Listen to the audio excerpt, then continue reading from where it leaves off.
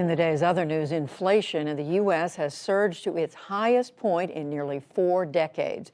The Bureau of Labor Statistics reported that consumer prices jumped 6.8% last month over what they were a year earlier. At an afternoon event, President Biden acknowledged the toll that has taken on many Americans. It's a real bump in the road. It does affect families. When you walk in the grocery store and you're paying more for whatever you're purchasing, it matters. It matters to people. When you're paying more for gas, although in some states we've got the price down below $3 a gallon, but the point is, it's not gone down quickly enough. But I think it will. We'll have more on this after the news summary. Stocks rose on Wall Street today despite today's inflation report, which analysts said was on track with expectations. The Dow Jones Industrial Average climbed 216 points to close at 35,971. The Nasdaq rose 113 points, and the S&P 500 added 44 to close at another record high. COVID-19 cases in the U.S. climbed 37% this week, with at least 25 states confirming Omicron variant infections. CDC Director Rochelle Walensky reported the number of daily deaths was also up 28%. Even so, she expressed optimism that the numbers will improve.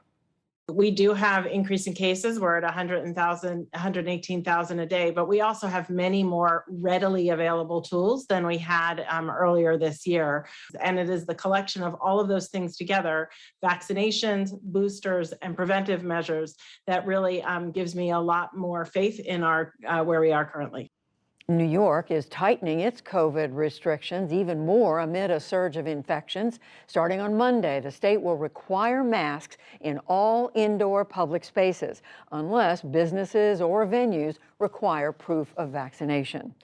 At least 54 people have died in Mexico after a tractor trailer packed with roughly 200 migrants crashed into a steel bridge. The incident, which happened yesterday evening in the southern part of the country, injured at least 53 others. Survivors recalled how the crash played out. It caught the curve, and because of the weight of the people inside, we all fell into the curve. Clearly, the trailer could not contain the people because of the weight, and it toppled over. Most of the migrants aboard the tractor trailer were coming from Guatemala and Honduras. WikiLeaks founder Julian Assange is one step closer today to being extradited to the U.S. for publishing secret military documents a decade ago. A London High Court overturned a lower court ruling that Assange's mental health was too fragile for the American criminal justice system. Assange, who is currently being held in London on spying charges, plans to appeal.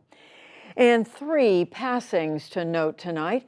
Auto racing legend Al Unser Sr. died last night in New Mexico after a long battle with cancer.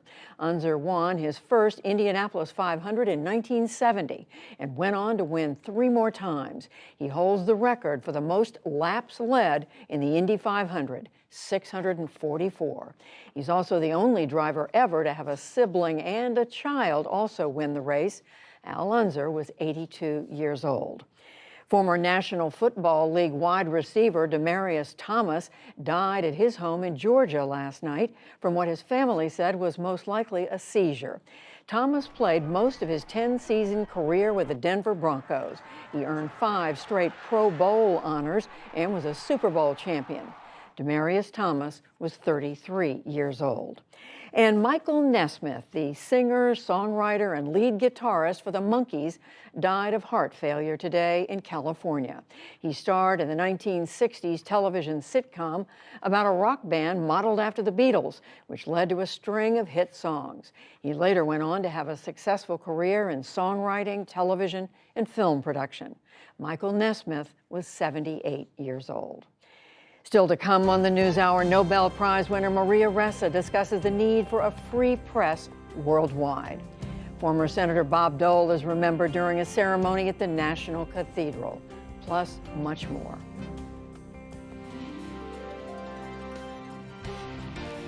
This is the PBS NewsHour from WETA Studios in Washington and in the West from the Walter Cronkite School of Journalism at Arizona State University.